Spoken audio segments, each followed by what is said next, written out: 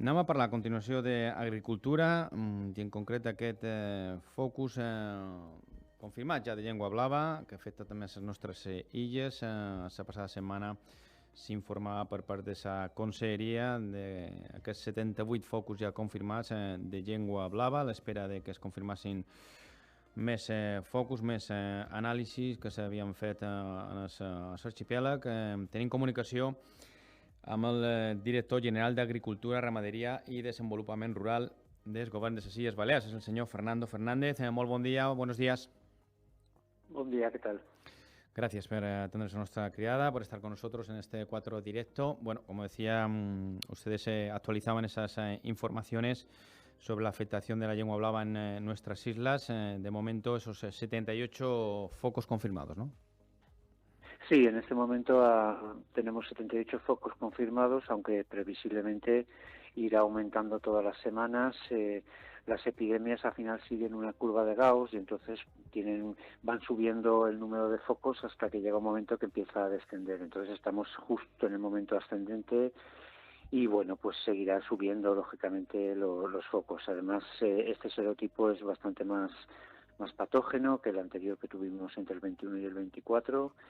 Se extiende con mucha mayor facilidad y encima pues no tenemos vacunas, por lo tanto pues efectivamente se irán extendiendo. Para que los oyentes tengan una referencia, el primer año de lengua azul del 21, de la epidemia del 21, llegamos a 273 focos. Por lo tanto, aunque es verdad que se extienden muy rápidamente, estamos también todavía dentro de lo normal, de lo que es la evolución de una enfermedad como esta. Y sobre todo usted nos dice que, claro, no disponemos de esas vacunas, ¿no? ¿Por qué no se disponen de esas vacunas? Entiendo que, claro, esta es una epidemia que también está afectando a otros puntos y hay carestía, ¿no?, en el suministro de estas vacunas. Bueno, pues aunque parezca mentira, en la lengua azul existen muchos serotipos y cada serotipo tiene una vacuna distinta, es decir, no vale una misma vacuna para varios serotipos. Hay unas vacunas que funcionan para el serotipo 4 y 8 al mismo tiempo, pero en general cada serotipo tiene su propia vacuna. Sucede lo siguiente, el serotipo 8 era un serotipo que funcionaba sobre todo por el norte de Europa, de hecho lo teníamos identificado en el comité que sigue las epidemias a nivel de la Unión Europea hasta el límite más o menos de Normandía, de la mitad de Francia. Estaba Holanda, Bélgica, Normandía, el norte de Alemania. Y en esos países la vacunación no es obligatoria, es voluntaria. Por lo tanto, los laboratorios que fabricaban la vacuna del serotipo 8 pues estaban acostumbrados a que estos países, pues no, la vacunación no es obligatoria, se piden a veces vacunas, a veces no se recogen los viales y también las casas de alguna manera estaban cansadas de que se les caducaran las vacunas una vez fabricadas. Por eso cambiaron también su política y solamente fabrican contra pedido firme, ¿no? En un momento determinado el serotipo 8 pues da un salto y de pronto aparece en el norte de España, en los Pirineos, en primer lugar en Francia, dando hacia el País Vasco, y luego en segundo lugar en los Pirineos en Cataluña. Y de ahí muy rápidamente pues da el salto a Baleares a partir de la Dana. Cataluña logró hacerse con las dosis que quedaban del serotipo 8 en los primeros momentos de su enfermedad, hace 3-4 meses. Habían pocas, de hecho en este momento Cataluña también está sin vacunas. Y bueno, pues les ha servido para las primeras semanas, pero la realidad es que también están sin vacunas en este momento. Entonces, bueno, pues la fabricación de las casas no es automática de la vacuna, necesitan tiempo. Y bueno, dentro de su plan de fabricación o de producción de vacuna, pues necesitan tiempo hasta noviembre, diciembre, finales de noviembre, diciembre, no tendrán disponibilidad. ¿En cuántas El vacunas? otro día precisamente Perdón. en Cataluña los técnicos nuestros de la Consejería tuvieron una reunión con los técnicos de Cataluña para contrastar un poquito informaciones sobre la vacunación. Nos confirmaban que están también sin vacuna, Cataluña, y que ellos también la esperaban pues para finales de noviembre. Entonces, bueno, pues así estamos todos. Yo luego aclararé también alguna cuestión que me interesa como director general, pero así estamos un poco todos. ¿Y qué necesidades de vacunas habría? Porque, claro, ¿cuántas dosis se Nosotros necesitarían para...? hemos... Pues sí, mire, calcule usted que en el caso del ovino se necesita una dosis, es decir, tenemos un censo de aproximadamente 276.000 ovejas que tendrían que ser vacunadas, y en el caso del bovino se necesitan 2 dosis, por lo tanto pues otras 50.000. Entonces unas 300 y pico mil vacunas necesitaríamos para el primer año. No obstante, nosotros hemos hecho una contratación ya por la vía de emergencia de 500.000 dosis, y lo hemos hecho así pensando que las vacunas nos van llegando por lotes, poco a poco, no nos llegan todas de golpe el 3 de diciembre, sino que nos van llegando por bloques, y que además pues pueden haber fallos, y luego también es cierto que los viales en los que van las vacunas pues dan para varias ovejas, pero si el veterinario se traslada de una explotación a otra pues pierde algunas dosis en el camino porque no puedes reutilizarlas, esos mismos viales. Es decir, hemos contratado 500.000 dosis para este primer año, que luego habrá que repetirlo otros 2 años, porque los ciclos de lengua azul son por 2-3 años seguro. Nosotros en el anterior fueron 3 años de vacunación, por lo tanto 3 años de vacunación de todo el ganado. ¿Y el ganado afectado por esta lengua blava se ha de sacrificar, señor director general? No, la lengua azul no es una enfermedad que lleve consigo el sacrificio obligatorio, como en el caso, por ejemplo, de tuberculosis. Los animales se tratan, es verdad que el tratamiento no es muy efectivo, pero bueno, hay animales que sobre todo si están bien alimentados y están bien cuidados se pueden recuperar, y luego por los animales más afectados al final acaban muriendo.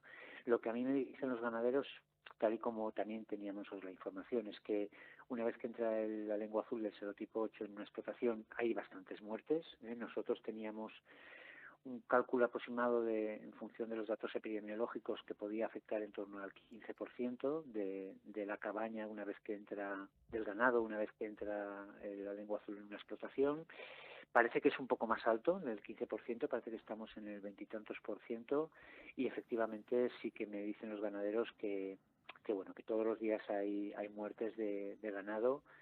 Todos los días hay muertes de ganado. Es decir, sí que entiendo la preocupación, nosotros también estamos muy preocupados. Esta mañana justo hemos tenido una reunión de actualización de lengua azul, pero no tenemos en este momento más herramienta que prevenir con desinfectantes, desinfectantes, con repelentes de mosquitos en el ganado. Y así estamos en toda España, Es decir, la lengua azul en este momento es un tema muy preocupante para la cabaña de ovino en España. Es decir, tenemos toda España prácticamente toda España, yo no sé si en este momento queda Canarias libre, tenemos prácticamente toda España con algún serotipo de lengua azul. Algunos de ellos muy graves, peores que el nuestro, es decir, el serotipo 3, por ejemplo, que ha entrado en Extremadura y en Andalucía, es muy, muy, muy grave, muy grave.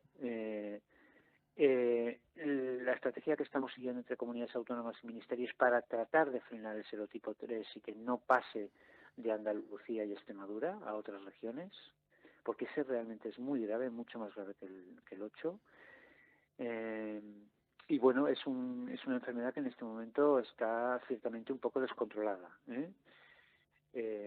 Con lo cual, bueno, pasado este momento, pues imagino que tendremos que hacer una valoración todas las comunidades autónomas con el Ministerio y ver cómo afrontamos el tema de lengua azul, que se está volviendo efectivamente muy grave. Lo que sí que se ha de reiterar una y otra vez es que esta enfermedad o esta patología, esta lengua blava que afecta a las ovejas, a las cabras, no afecta a los humanos, ¿no? No se transmite a los humanos, ¿no? De ninguna manera se transmite a los humanos, es decir, en ningún caso, de ninguna manera, ni aunque una persona comiera un animal que está efectivamente enfermo, es decir, no hay posibilidad ninguna de que se transmita al ser humano. El único problema es que tiene causa muchas bajas y muchos problemas en la cabaña ganadera del ovino, pero no hay un peligro de ningún tipo de transmisión al ser humano como sucede con otras enfermedades. En este caso, el problema no es ese, el problema es el daño que afecta a la cabaña ganadera. Querría preguntarle por otra cuestión, señor director general. Estamos hablando con el señor Fernando Fernández, que es el director general de Agricultura, Ramadería y Desenvolupament Rural del Govern de ses Illes Balears, ¿no? El caso, bueno, que ha sido y que está siendo ciertamente mediático, del que se está hablando bastante, que es el caso de esa granja que se proyecta en Sineu, para bueno, incrementar la producción de huevos aquí en Mallorca, ¿no? De momento hemos conocido algunos informes desfavorables. El último que conocíamos era del Consell de Mallorca. El conseller de Agricultura, el señor Simonet, también se llegó a manifestar en su momento bueno, en contra de estos proyectos por su dimensión. ¿Cómo está este asunto en concreto? Bueno, vamos a ver. Me imagino, para que los oyentes entiendan cómo funciona esto, a nivel estatal existe un decreto de ordenación del sector avícola. Es un decreto que marca pues las normas que deben cumplir todas las granjas de aves, de pollos, gallinas, patos, pavos, en función de su tamaño. Entonces, cuanto menor tamaño, menos exigencias, y a medida que va aumentando el tamaño, pues tienen más exigencias. Ese decreto de ordenación avícola es el que aplicamos todas las comunidades autónomas. Por lo tanto, es la norma que yo tengo que aplicar como director general. Me guste más o menos una granja, pueda estar más o menos de acuerdo, lógicamente yo tengo que aplicar la ley que existe en este momento, que es el decreto de ordenación avícola. Ese decreto de ordenación avícola sí que establece que a partir de un determinado tamaño pues tiene muchas exigencias, entre otras, vinculado con la ley de evaluación ambiental, que a partir de 40.000 gallinas aproximadamente, 40.000 gallinas justo, perdón, no aproximadamente, necesitan pasar trámite ambiental ordinario. Los promotores de la granja de Sineu presentaron su proyecto a la Dirección General que revisa las cuestiones de las autorizaciones ambientales, presentaron el proyecto y esta Dirección General nos pide informe a todas las administraciones implicadas, entre ellas, por supuesto, la nuestra, que es al final la administración competente sobre el control de las granjas. Entonces, la Dirección General de Evaluación Ambiental nos remitió el proyecto, nosotros emitimos un informe desfavorable con todas muchas deficiencias que el proyecto tenía para cumplir con el decreto de ordenación avícola. Fue un informe desfavorable que, no sé, recuerdo haber firmado pues hace aproximadamente un mes, creo, aproximadamente. Y bueno, pues en principio por nuestra parte hay un informe desfavorable que la Dirección de Evaluación Ambiental remitirá a los promotores y que los promotores podrán alegar, podrán corregir el proyecto, podrán rehacer el proyecto, pues lo que ellos estimen. Por otra parte, también como director general tengo una segunda competencia y es la autorización de construcciones sobre suelo rústico cuando afectan a explotaciones preferentes, prioritarias y demás, ¿no? En este caso también emití un informe desfavorable hace aproximadamente 2 semanas por una cuestión muy sencilla, y es que precisamente la parcela donde se pretende ubicar la granja hoy por hoy pues no está dentro de la explotación agraria, cuyo titular es Avícola Son Perot, y por lo tanto pues directamente no se puede ubicar una granja en una parcela de una explotación cuya parcela no está en su nombre, ¿eh? Por lo tanto, tan simple como eso. Es decir, no hay más historia, ¿no? Entonces, bueno, en este momento, por mi parte, están emitidos esos 2 informes. Cada uno lleva trámites distintos. Lo que es importante que todo el mundo entienda es que quien coordina y quien centraliza todos los informes que emitimos nosotros, recursos hídricos, medio ambiente natural, es la Dirección General de Evaluación Ambiental, que es la que tiene que autorizar ambientalmente una explotación de este tipo, ¿eh? Y nosotros nuestra valoración la hemos hecho con arreglo al decreto de ordenación avícola, y con arreglo a ese decreto pues había muchas deficiencias que el proyecto no cumplía. Y por lo tanto, pues si no cumple, y además serán bastantes, pues el proyecto no cumple con lo que establece el decreto de ordenación avícola, y entonces a partir de ahí, me guste más o menos el tema, pues esto es lo que hay, ¿eh? Así está el tema en este momento. He querido entender entonces que la parcela donde se plantea esta granja no es propiedad del promotor, en este caso de Avícola Son Perot. Lo trato de explicar para que no se lleve a malas interpretaciones, ¿vale? Las explotaciones agrícolas, todas, tienen un capital territorial, es decir, tienen una base territorial. Cualquier explotación agrícola pues tiene una serie de parcelas a su nombre, ¿eh? Y en el registro interinsular agrario que nosotros manejamos, pues aparece una explotación con todas las parcelas que están a nombre de esa explotación, ¿no? Eso se entiende, ¿eh? Uh-huh. Y entonces cuando alguien quiere hacer algo en una parcela de esa explotación, lo primero que comprobamos es que la parcela donde quiere hacer algo está a nombre de esa explotación. Me explico, ¿no? Uh-huh. Si está a nombre de esa explotación, empezamos a analizar el resto de cuestiones. Pero si no está a nombre de esa explotación, pues ya es que de entrada pues no se puede. Tan simple como eso, ¿no? Entonces, en este caso, la cuestión es que la parcela en donde se pretendía solicitar la autorización para construcción, pues simplemente no está en nombre del titular de la explotación. Eso se puede corregir, ¿eh? Eso, no obstante, es un tema que se puede corregir. La corrección es bastante sencilla, simplemente pues que el titular incorpore esa parcela a la explotación agraria. ¿Y cómo la tiene que incorporar? Pues con la escritura de propiedad, con el contrato de arrendamiento, con el contrato de cesión, con lo que tenga. Pero hasta que eso no lo solucione, yo no puedo seguir avanzando y valorando el resto de cuestiones.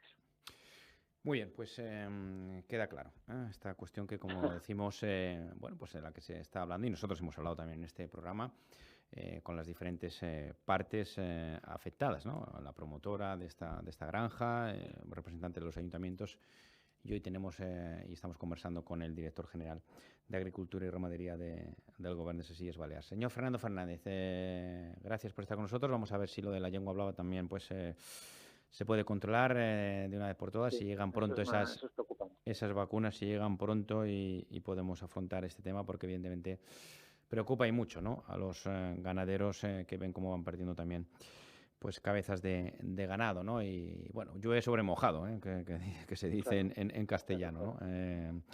Sí, y además sobre un sector que es el ovino, que es un sector muy débil en toda España, también en Baleares, por supuesto, y fundamentalmente es muy débil porque el consumo de cordero, por desgracia, pues ha caído en los últimos años. Se consume poco cordero y es un sector que arrastra un problema de comercialización importante y bueno, pues es un sector débil en ese sentido, que cuando llega una enfermedad de este tipo, pues todavía es mucho más difícil la situación. Muy bien, señor Fernández, muchísimas gracias por estar con nosotros, muy amable por sus explicaciones y que tenga muy buen día. Muy bien, muchas gracias a ustedes. Que vaya bien.